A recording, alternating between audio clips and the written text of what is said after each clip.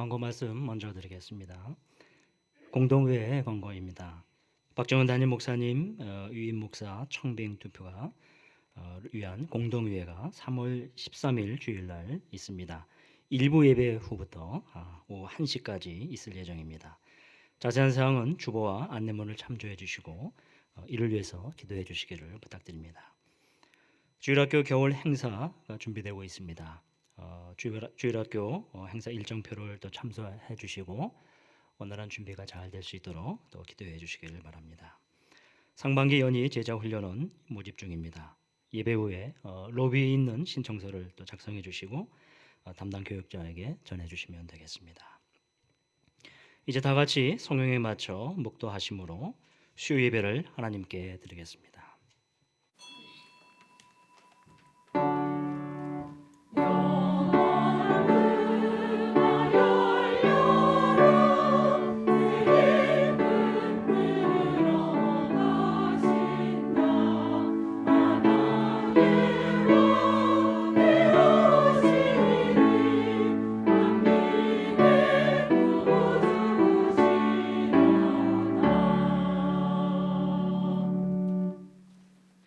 내가 주의 영을 떠나 어디로 가며 주의 앞에서 어디로 피하리까? 내가 하늘에 올라갈지라도 거기 계시며 소울에 내 자리를 펼지라도 거기 계시니이다. 내가 새벽 날개를 치며 바다 끝에 가서 거주할지라도 거기서도 주의 손이 나를 인도하시고 주의 오른손이 나를 붙드시리이다. 아멘. 거룩하신 하나님 아버지, 오늘도 저희들을 불러주시고 수요 예배에 참여케 하셔서 감사합니다. 이 시간 주님을 사모하는 마음으로 나아갑니다. 심령을 붙들어 주시옵소서. 찬양 가운데, 기도 가운데, 말씀 가운데 함께하여 주시옵소서. 예배 시종을 주님께 의탁하옵고 예수님의 이름으로 기도하옵나이다. 아멘. 찬송가 370장 주 안에 있는 나에게 찬송하신 후에 이혜선 권사님 대표로 기도해 주시겠습니다.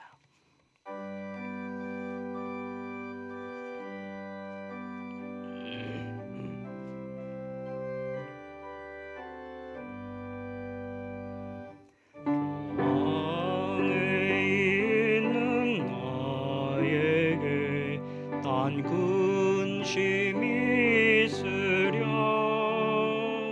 십자가 밑에 나가 내 짐을 풀었네.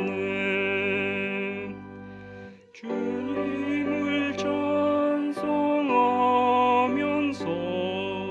할렐루야 할렐루야 내 앞길 멀고 험해도 나 주님만 따라가리.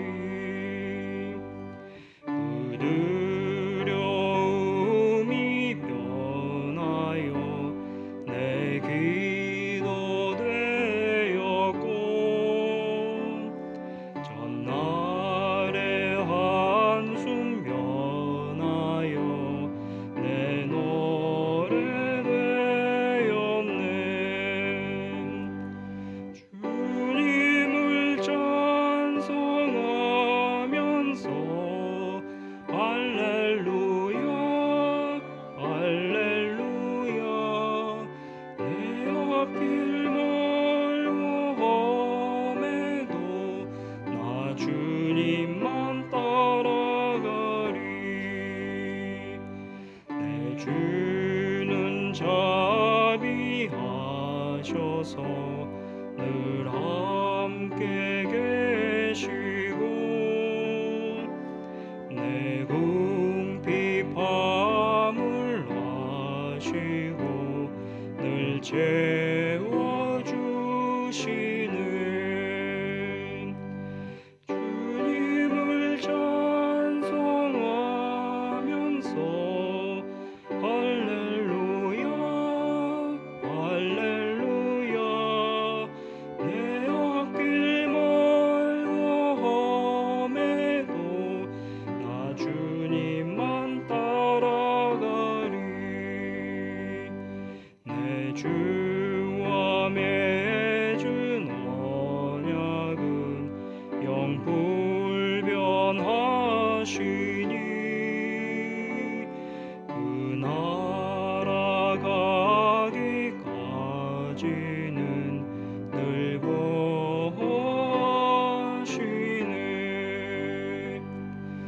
주님을 찬송하면서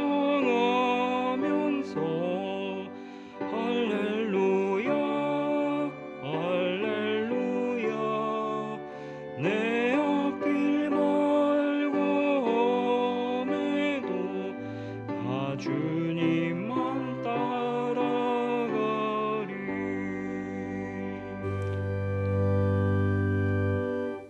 우리를 하나님의 자녀로 삼으시고 때를 다 도우시는 주님, 주님을 사모하는 마음을 주셔서 수요 예배의 자리로 나오게 하심을 감사드립니다.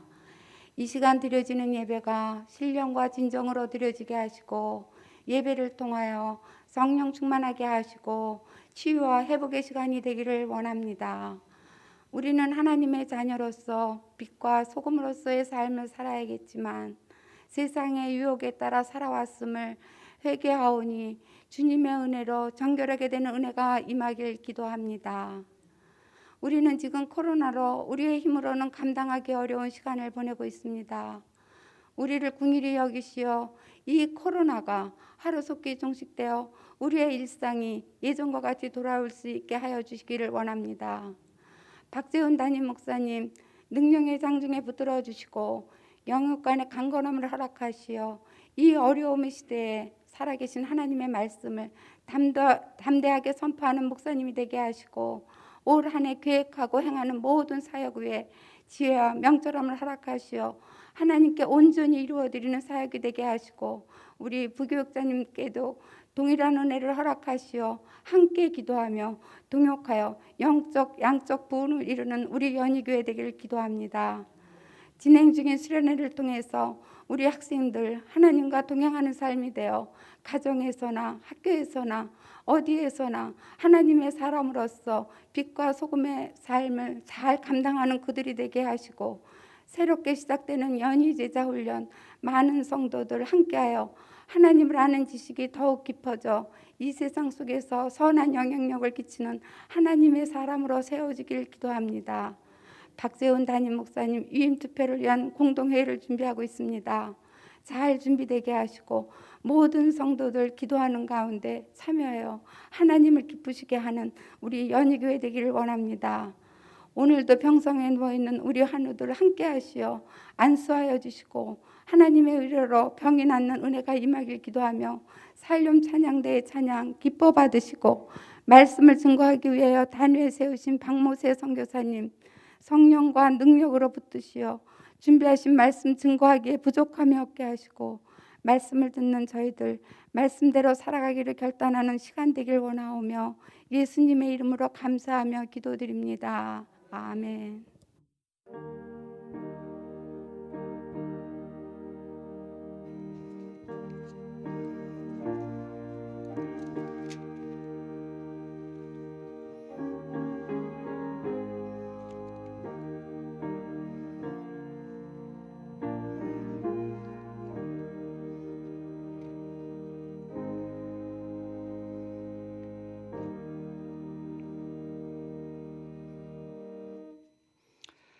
오늘 하나님이 우리에게 주시는 말씀입니다. 다 같이 보겠습니다. 사도행전 10장 23절에서 35절까지 말씀입니다.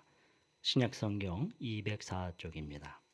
사도행전 10장 23절에서 25절입니다.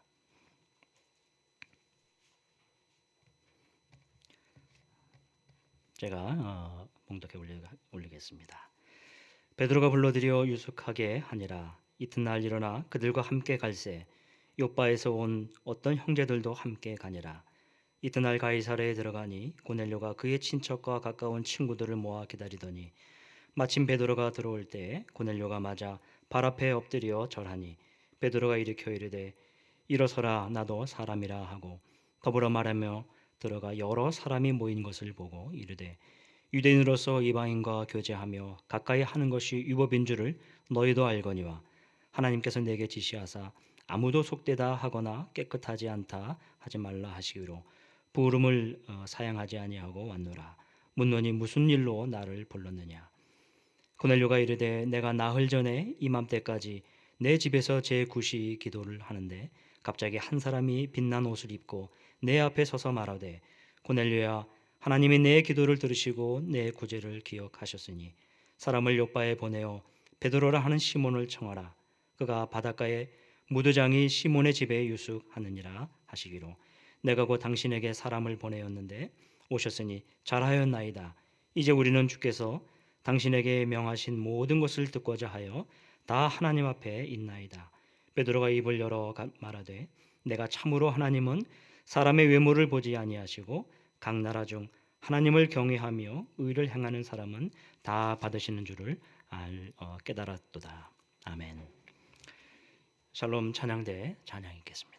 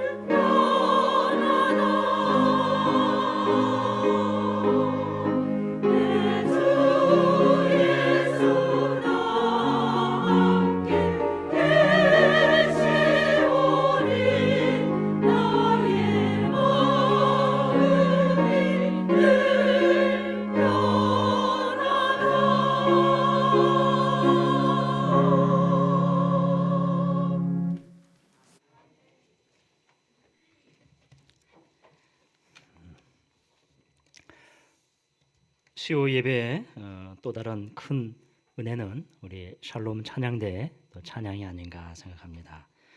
매주 정성껏 준비해 주시고 이렇게 헌신해 주셔서 얼마나 감사한지요. 하나님께서 영광 받으실 줄을 믿습니다. 오늘 대면 예배에 오신 성도 여러분, 또 온라인에서 같이 함께 예배하는 우리 모든 분들을 환영하고 축복합니다. 오늘 말씀을 통해서 성령께서 인도하신 두 사람의 만남이라고 하는 제목으로 하나님 말씀 나누도록 하겠습니다. 지난주 화요일 날 선교 한국에서 1년에 한 번 하는 온종일 기도회가 열렸었습니다.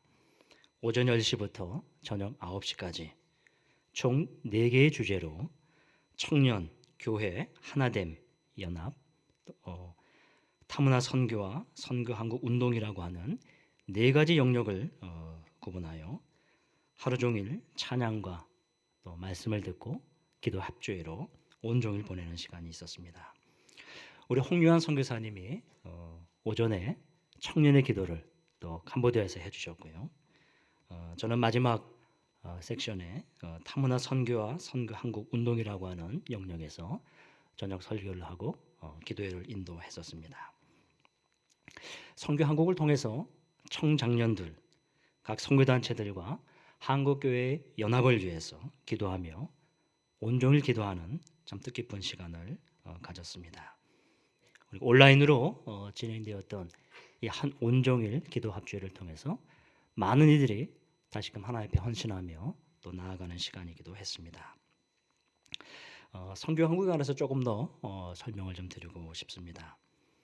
선교 한국은 1988년부터 매년 2년마다 개최가 되었던 국내에서 초교파적인 선교 대회입니다. 특별히 청년, 장년들, 젊은이들을 중심으로 대회가 치루어졌습니다.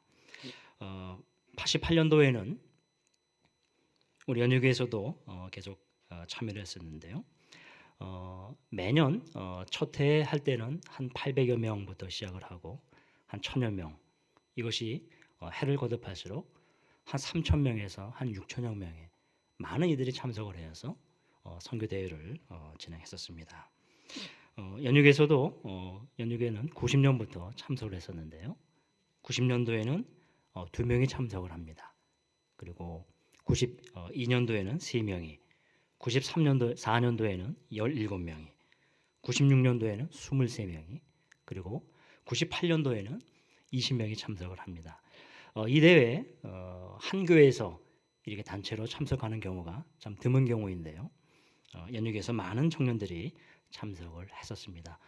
이것이 벌써 20몇 년 전, 한 24, 5년 전 이야기를 지금 하고 있는 겁니다.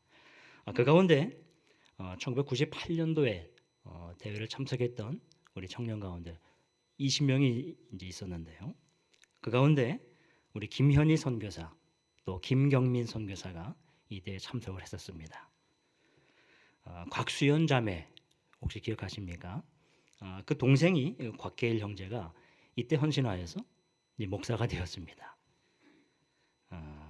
그리고 김은미 자매라고 하는 또 한 자매가 있었는데 나중에 우리 한동수 형제가 이제 목사가 되었죠.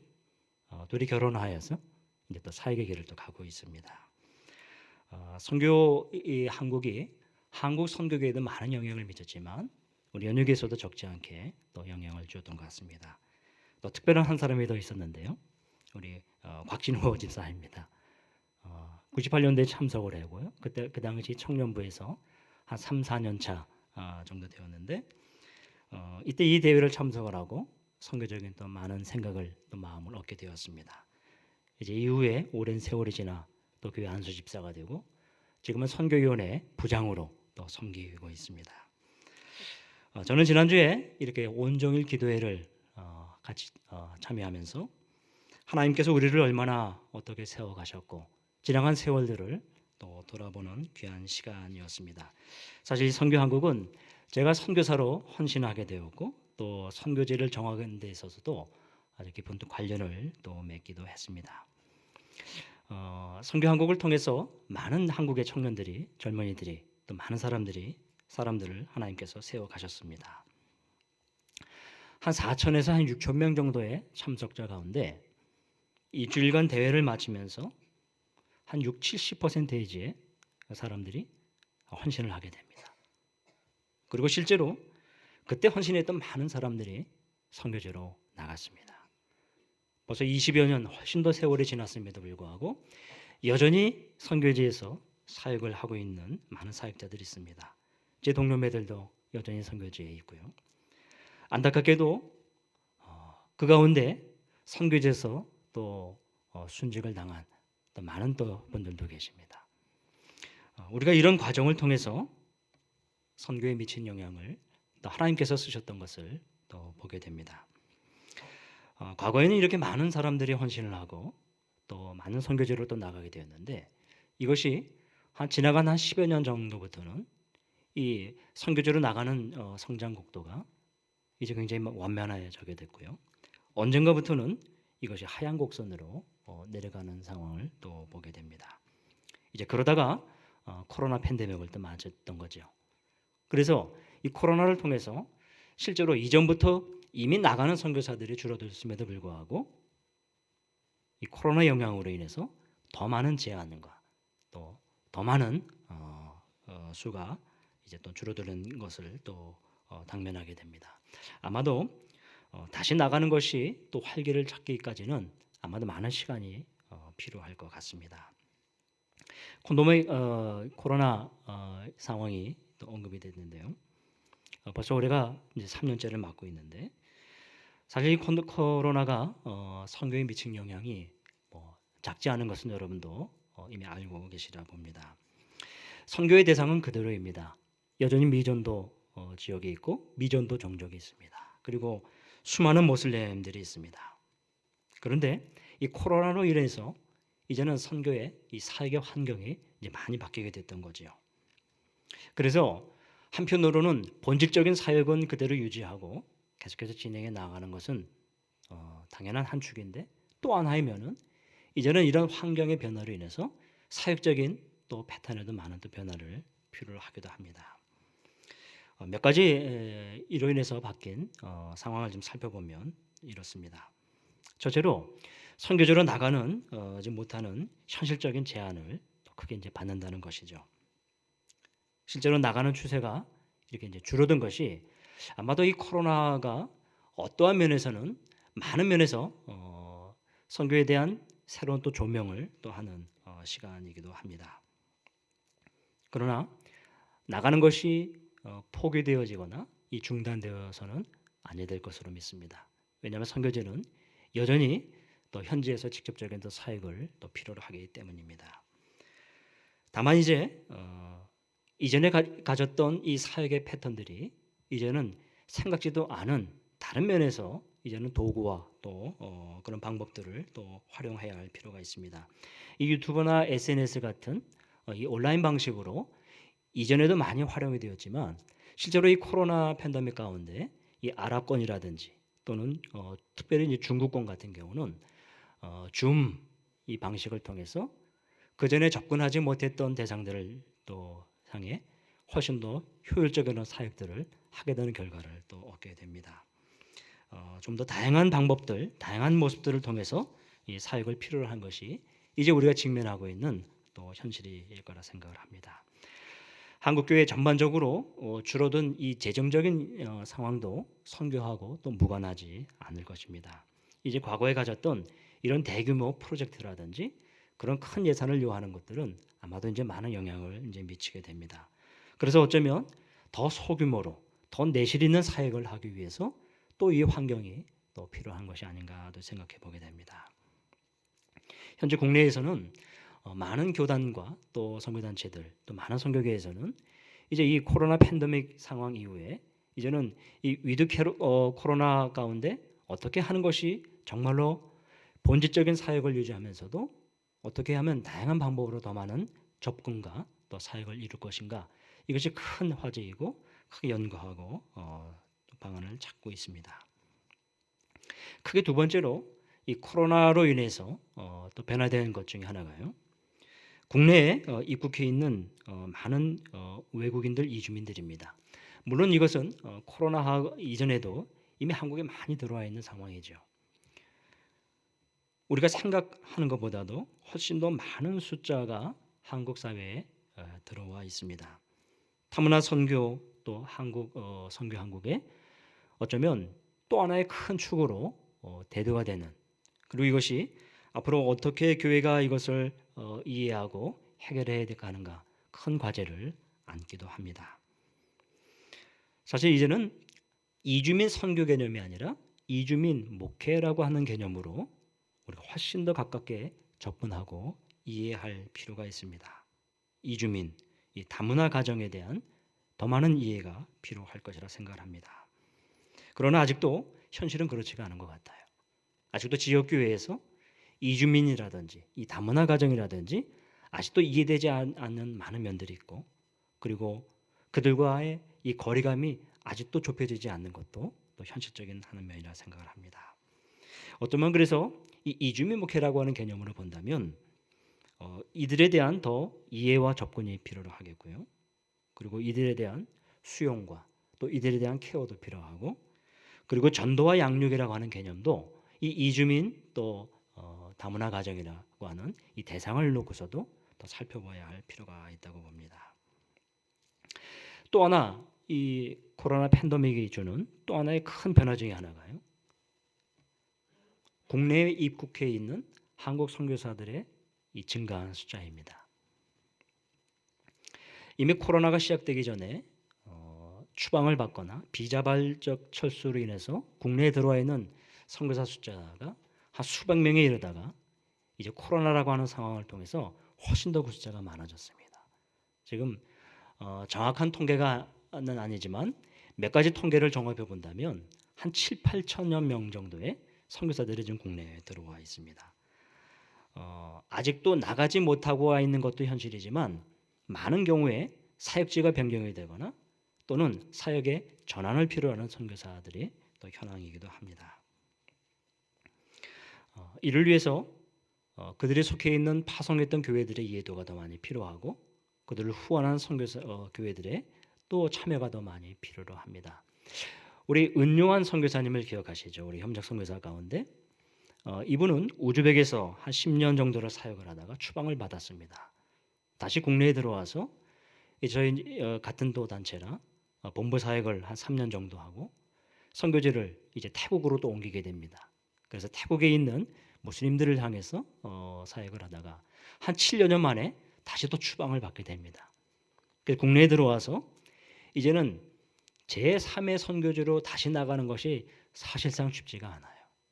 그래서 전향한 것이 국내에 들어와 있는 이 무슬림들 대상으로는 사역들을 하게 되는 것이죠. 그래서 이분이 이제 고향이기도 한 대구에 내려가서 경북과 대구 경북 이 지역에 대상으로 있는 이주민들, 무슬림들 대상으로 사역을 일구고 있습니다. 안타까운 것은 파송교회가 이해를 해주지 못하셨어요. 그래서 결국은 국내에 들어와 있는 선교사에 대한 그 정책성, 이해도가 결국은 수용이 되질 않아 파송이 철회가 됩니다. 그러나 사역은 멈출 수가 없죠. 이분이 그렇게 열악한 곳에서 사역을 지금 계속 감당하고 계십니다. 국내에 지금 들어와 있는 선교사들 가운데 가장 큰 어려움 중에 하나가 후원의 중단이 되거나 혹은 줄어들거나, 이것도 감당해야 될 현실적인 것이 쉽지가 않은데, 더 큰 것은요, 사실은 선교사 자신들이에요. 이 선교사에 대한 정체성 문제가 사실은 굉장히 어렵습니다. 이해를 받으며 격려를 받아도 감내하고자 하고 있는 그 감당하기 것이 쉽지 않은 현실인데, 선교사 자신이 갑자기 정체되어 있는, 갑자기 중단되어지는 이 사역과 그 환경 앞에 많은 고민과 많은 심적인 영적인 부담감을 안고 있습니다. 여러분들 위해서 계속해서 기도해 주시고 격려해 주시기를 바랍니다. 이것은 한두 교회만의 문제가 아니라 이것은 한국에 있는 이 모든 교회들이 같이 짊어지고 가야 할 상황이라고 봅니다. 국내에 말씀드렸듯이 수천여 명의 선교사들이 지금 들어와 있습니다. 많은 기도와 격려가 필요합니다. 타문화 선교에 대한 이 당위성들, 코로나로 인해서 또 다른 요인들로 인해서 많은 제한과 많은 어려움들을 겪고 있는데, 많은 교회가 참여하며 기도하며 지원을 해둘 필요가 있습니다. 저는 오늘 사도행전 10장, 오늘 우리가 읽은 이 말씀을 통해서 하나님께서 오늘 우리에게, 우리 시기에 어떤 의미를 담고 계시는지를 나누고 싶습니다. 오늘 본문은 우리가 잘 아시죠? 베드로와 고넬료와의 이 두 사람의 만남이 있었던 사건입니다. 본문을 좀 더 정리해 보자면 이렇습니다.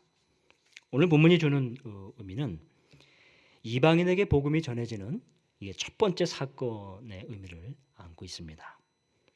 그리고 베드로의 생각이 변하게 되는데요. 이 베드로의 생각의 변화는 이전에 가지고 있던 생각과 아주 판이하게 다를 만큼의 큰 변화의 계기가 마련됩니다. 그리고 오늘 베드로와 이 고넬료의 만남을 통해서 예루살렘 교회가 이젠 유대주의적인 관점에서 더 넓은 시야를 갖게 되었고 다른 차원에서 복음의 대상을 보게 되었다는 것입니다. 그리고 오늘 이 두 사람의 만남을 통해서 이제 사도행전 10장 이 이후에 이제 초대교회 박해가 본격적으로 시작되고 이제 사울이라고 하는 사람이 주님을 만나고 그가 이제 이방인을 향해서 선교를 하는 그 교두보의 역할을 오늘 이 베드로와 이 고넬료 사건을 통해서 그 발판이 마련되어지는 것입니다. 오늘 본문은 이 초대교회의 이 발전상을 기록하는 데 있어서 누가가 이 기록을 하고 있는데 굉장히 많은 분량을 할애를 하고 있어요. 사도행전 10장에서 11장 대부분의 이 내용을 반복해서 설명해 주고 있고 그리고 이 이야기는 다시 사도행전 15장으로 또 관련을 맺게 됩니다. 오늘 이 베드로와 고넬료의 만남은 초대교회 역사상 가장 결정적인 이 부분을 다루고 있는데 그것은 바로 이 복음이 유대만이 아니라 이 이방인을 위한다라고 하는 사실을 다시 확인시켜 주는 것입니다. 이것은 사람들에 의해서가 아니라 분명하게 하나님이 인도하셨다고 하는 그 결과를 오늘 이 누가가 기록하고자 했던 것입니다. 바로 성령께서 이 두 사람을 만나게 하신 것입니다. 사실 복음은 이때까지도 이미 전해졌었습니다. 그러나 이 복음이 전해지는 것은 대부분 유대인들 중심적이었습니다. 그리고 유대주의적인 방법으로 전도가 진행되었었습니다.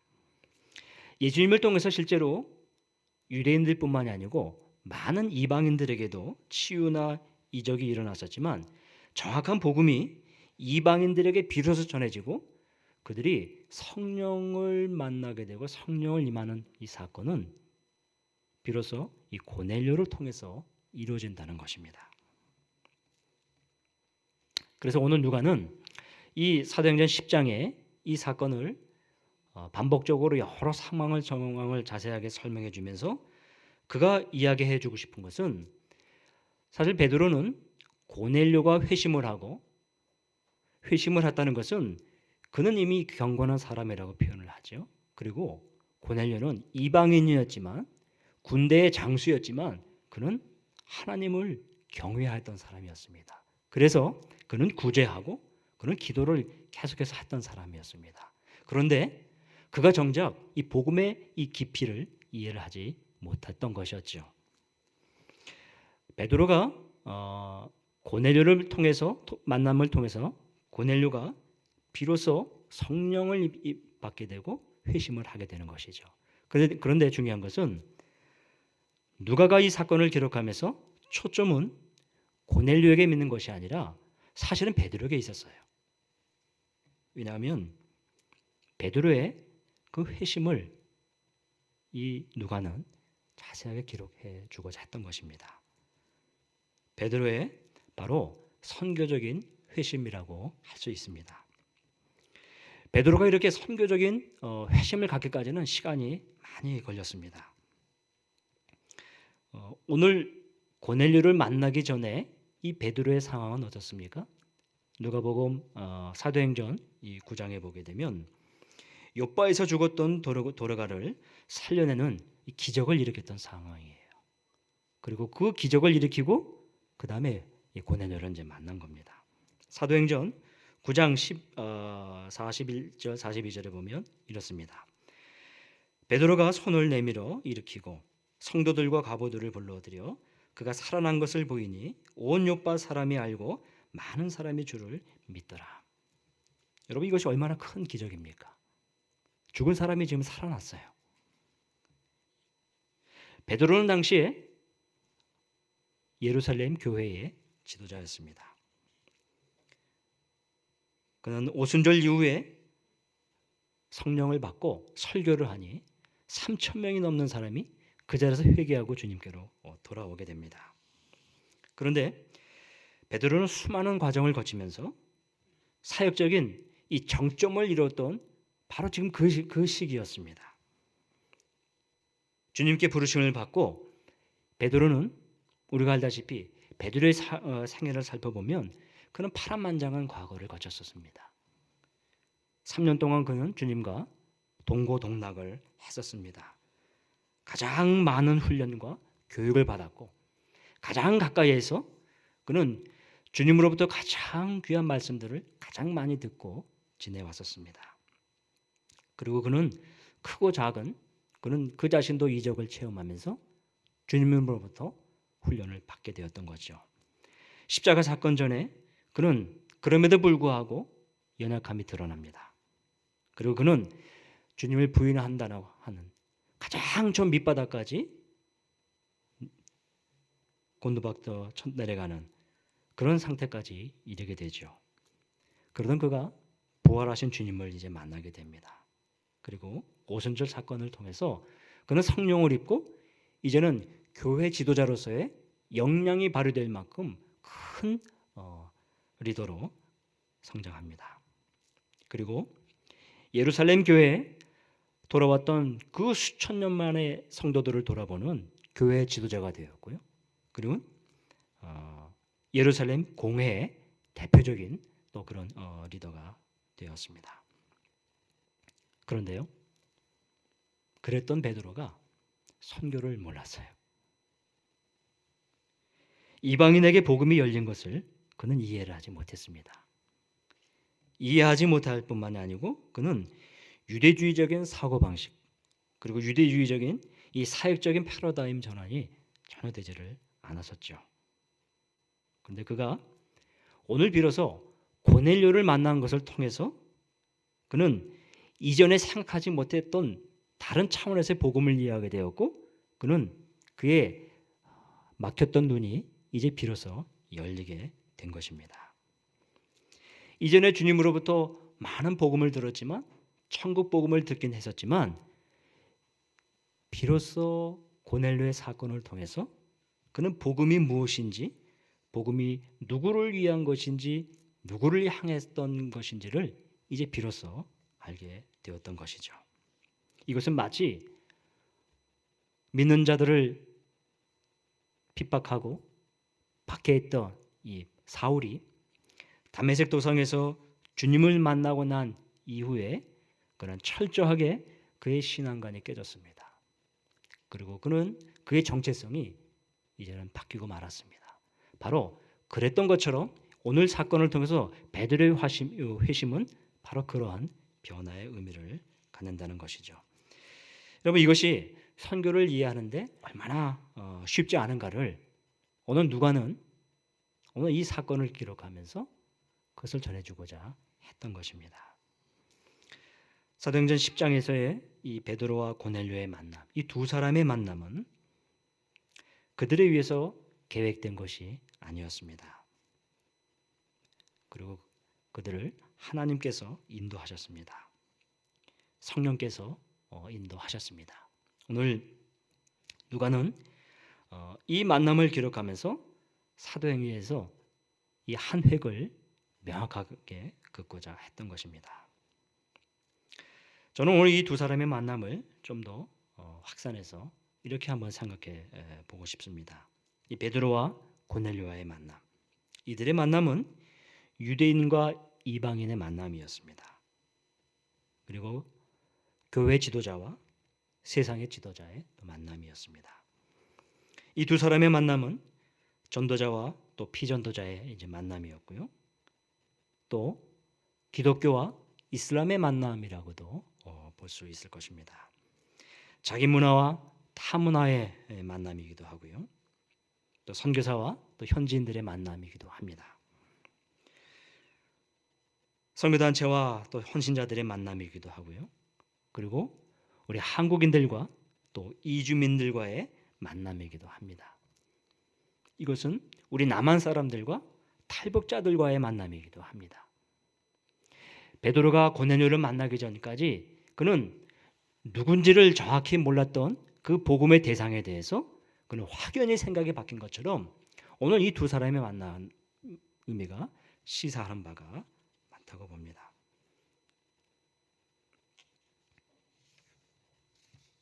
이 두 사람이 만난 의미를 현 시점에서 살펴본다면 생각보다 다양한 관점에서 이 만남의 의미를 찾아볼 수 있을 것 같습니다. 이 다양한 관계에서 만나 오늘도 필요할 것이라 생각합니다.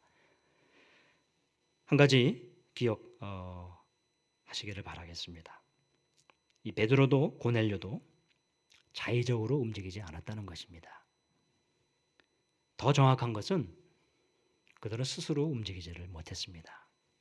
왜냐하면 그들조차 그들이 하는 것이 무엇인지 모르고 있었기 때문입니다.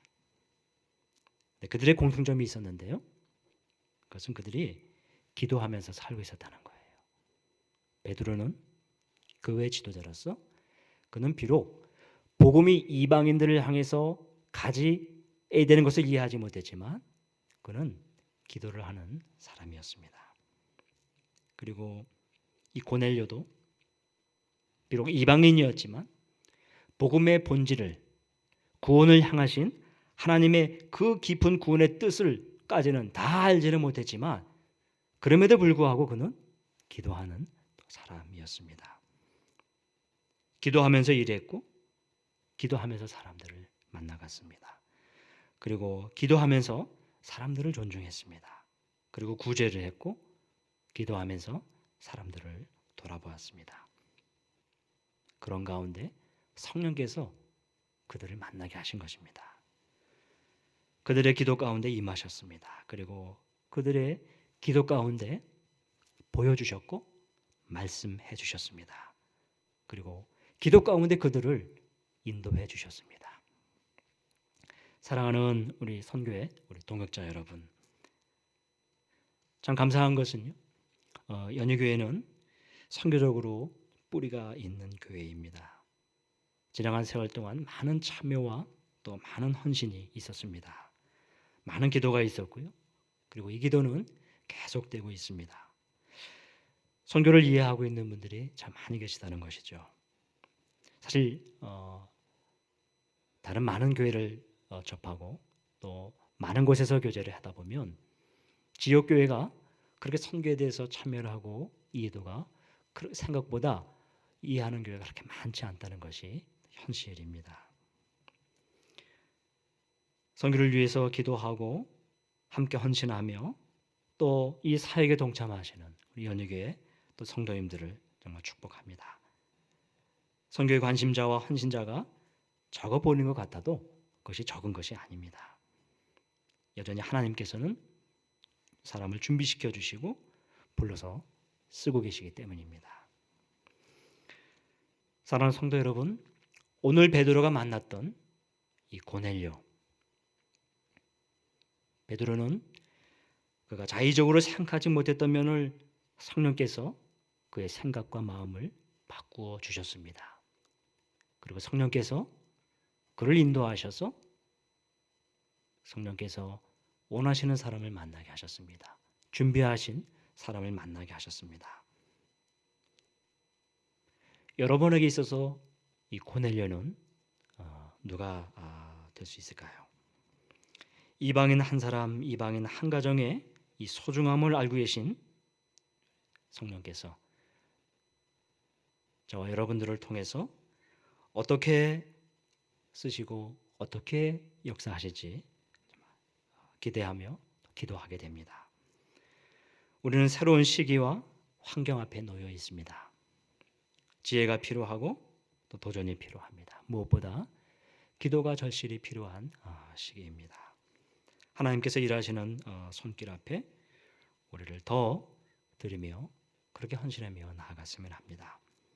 끝으로 베드로의 고백을 들어보시면서 우리의 마음을 주님께 드릴 수 있기를 원합니다. 베드로는 사도행전 10장 34, 35절에서 이렇게 고백을 했습니다. 우리 다 같이 한번 읽어볼까요? 베드로가 입을 열어 말하되 내가 참으로 하나님은 사람의 외모를 보지 아니하시고 각 나라 중 하나님을 경외하며 의를 행하는 사람은 다 받으시는 줄 깨달았도다. 우리가 사람 판단하지 않고 또 지역과 대상에 연연하지 않고 성령께서 인도하시는 사람이 있으면 찾아가면 됩니다. 그리고 만나면 되고요. 그에게 필요한 것이 있고 하나님께서 준비하신 것이 있으십니다.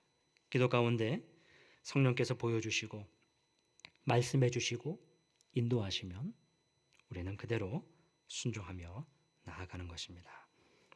여러분을 인도하시는 성령님께 이제 남은 삶을 이제 맡기시기를 또 주의 이름으로 축원합니다.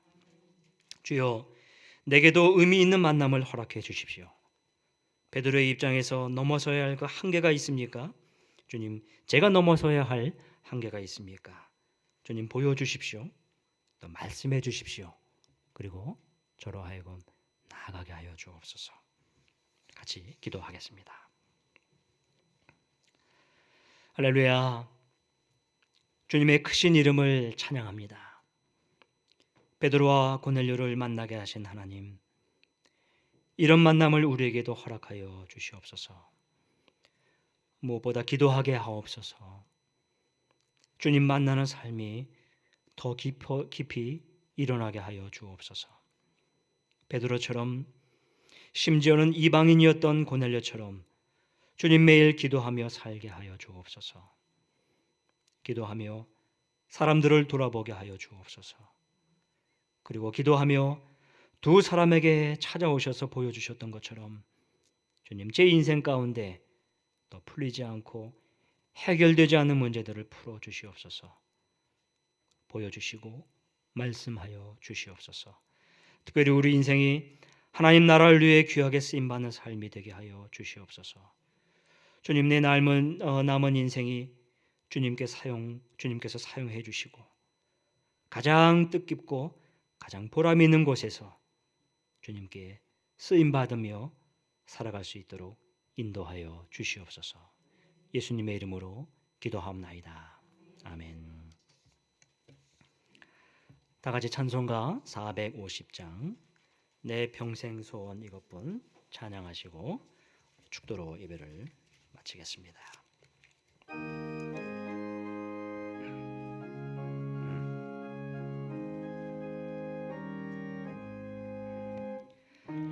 평생 소원 이것뿐이니 하나가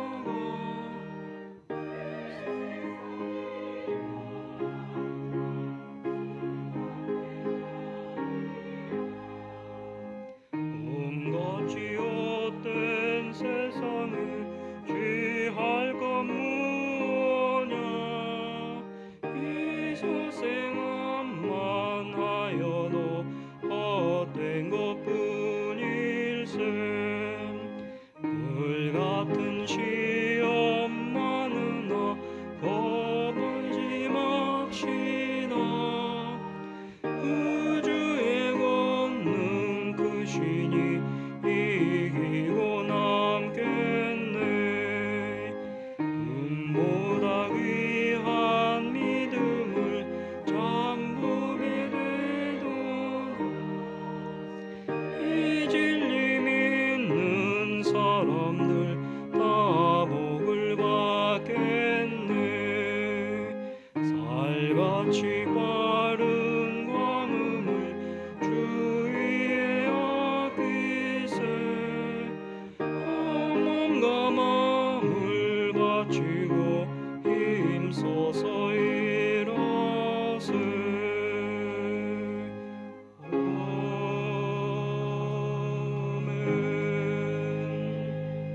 아멘.